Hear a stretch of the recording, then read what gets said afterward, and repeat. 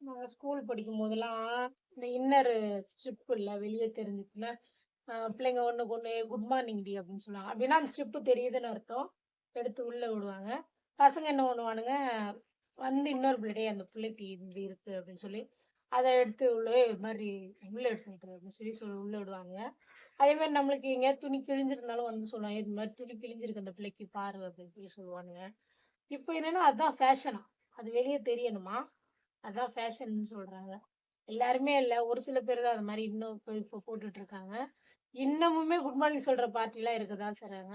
ஆ காலம் மாற மாற அது ஃபேஷனா ஒரு நேரம் அசிங்கப்பட்ட ஒரு விஷயம். அப்படியே பார்த்தீங்கன்னா, அது ஃபேஷனுன்ற ஒரு இதுக்குள்ள போயிடுது.